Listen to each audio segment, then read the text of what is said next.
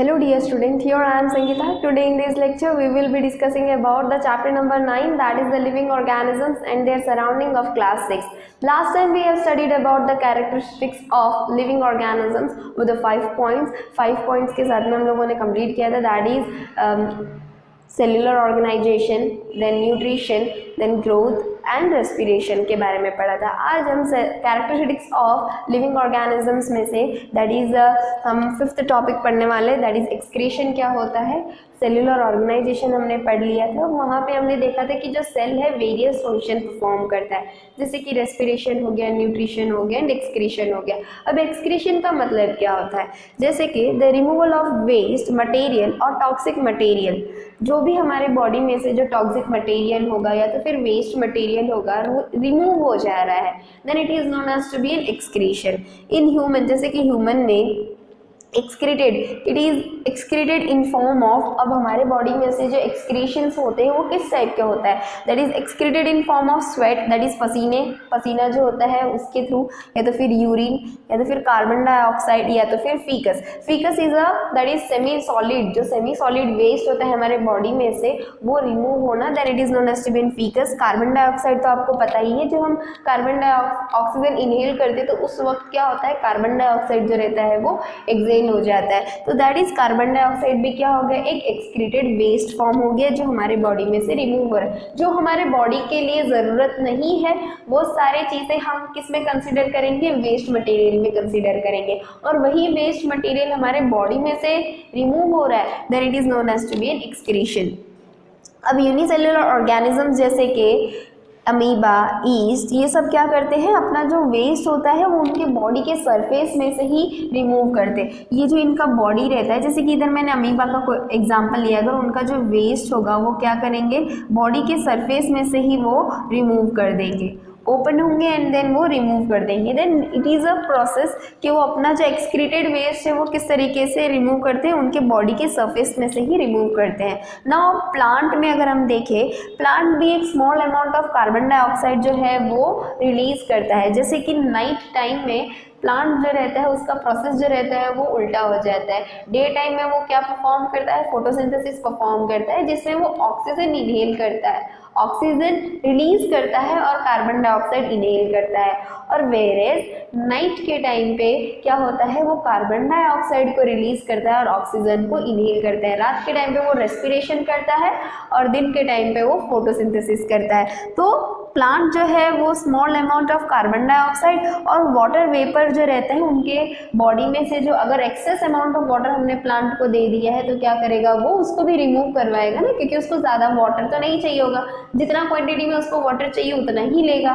तो excess amount of water जो है वो किस तरीके से रिमूव होगा, जो लीफ में हमने पढ़ा था कि लीफ में क्या प्रेजेंट है, एक स्मॉल पोर्स प्रेजेंट होते हैं जिसे हम बोलते हैं स्टोमेटा. स्टोमेटा के थ्रू कार्बन डाइऑक्साइड भी रिलीज होगा और वाटर वेपर भी रिलीज होगा. तो यही प्रोसेस को हम एक्सक्रीशन बोलते हैं, और वेरिस इस प्रोसेस को दूसरे नाम से हम ट्रांसपीरेशन बोलते हैं, जिसमें क्या होता है, excess amount of water vapour जो रहता है वो लीफ के एकदम अपेक्स पोर्शन में से, स्टोमेटा में से क्या हो जाता है, वाटर वेपर के फॉर्म में निकल जाता है. Then it is known as to be an transpiration.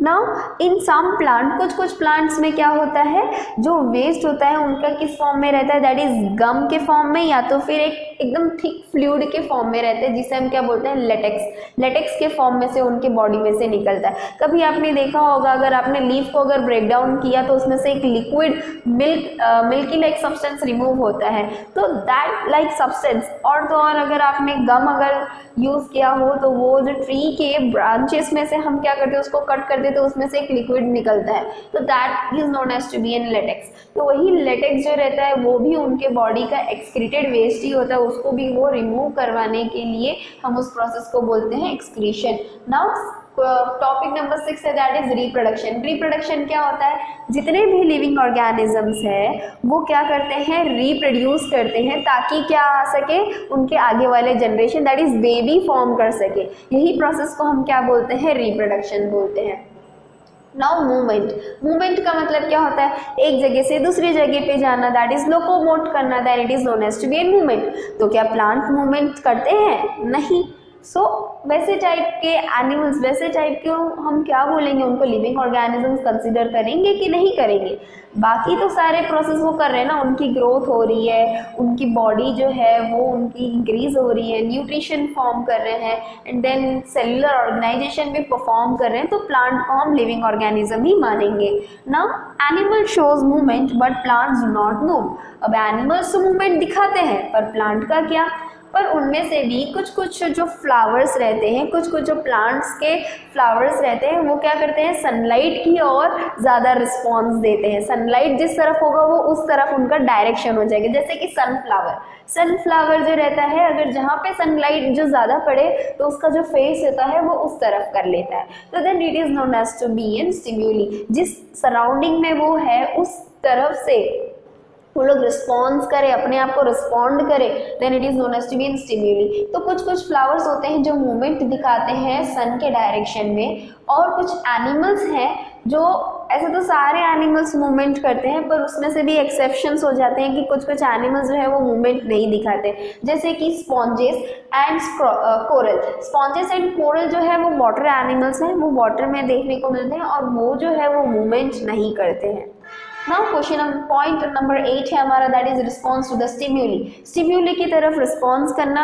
कोई भी अगर ऐसी सराउंडिंग एरिया जैसे है हमारी, उसमें अगर हम अपने आप को चेंजेस ला रहे हैं, then it is known as to be an, हम क्या कर रहे हैं, उसके तरफ रिस्पॉन्ड कर रहे हैं अपने आप को, तो that is known as to be an response to the stimuli. जैसे कि अगर बहुत ज़्यादा ठंडी लगे तो हम क्या करते हैं, स्वेटर वेयर कर लेते हैं, और अगर बहुत ज़्यादा गर्मी लगे तो वही स्वेटर को निकाल कर हम फेंक देते हैं। तो हम क्या कर रहे हैं, सराउंडिंग जैसा है उसी तरीके से हम अपने बॉडी को रिस्पॉन्ड दे रहे हैं। तो this known as to be in response to the stimuli. Living organisms respond to the stimuli और चेंज अराउंड अस। सारे लिविंग ऑर्गेनिजम्स क्या करते हैं, स्टिम्यूली की तरफ अपने आप को रिस्पॉन्ड करते हैं, और उसके जो भी चेंजेस अगर उनके अराउंड हो रहा है तो उसके जैसे ही वो लोग रिस्पॉन्ड करेंगे, उस जैसे ही वो लोग अपना चेंजेस दिखाएंगे। वेयर एज जैसे कि प्लांट में अगर मैं बताऊं कि प्लांट अगर सनलाइट की तरफ रिस्पॉन्ड करे तो उसको हम क्या बोलते हैं, फोटोट्रॉफिज्म बोलते हैं। फोटोट्रॉफिज्म मतलब, फोटो का मतलब लाइट होता है,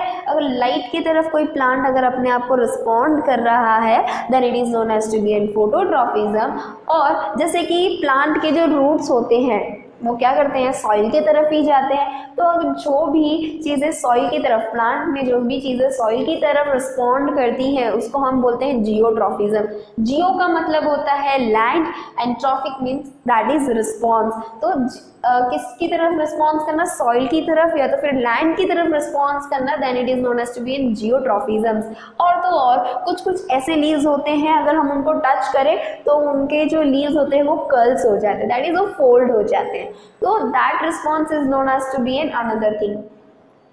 फिर उसके बाद में और बहुत सारे ऐसे इंसेक्ट्स होते हैं जैसे कि कॉकरोच जो है वो लाइट के आगे नहीं आते हैं, बिकॉज उनकी जो बॉडी है वो रिस्पॉन्स, वो लाइट से बहुत दूर भागते हैं, बिकॉज उनकी जो बॉडी है वो उतना रिस्पॉन्स नहीं करती है। और लास्ट टॉपिक है हमारा, that is life cycle. Life cycle क्या होता है, एक जैसे कि एक पीरियड रहता है, एक टाइम रहता है जिसके अकॉर्डिंग हम सर्वाइव कर सकते हैं। जैसे कि हम जैसे बेबी थे, बेबी से अडल्ट बने, अडल्ट से धीरे धीरे यंग वन से हम लोग क्या बने, चाइल्ड से फिर बॉय या गर्ल, फिर उसके बाद में अडल्ट फॉर्म हुए, अडल्ट के बाद में हम बहुत ज़्यादा एजेड पर्सन हो जाएंगे, फिर हमारी डेथ हो जाएगी।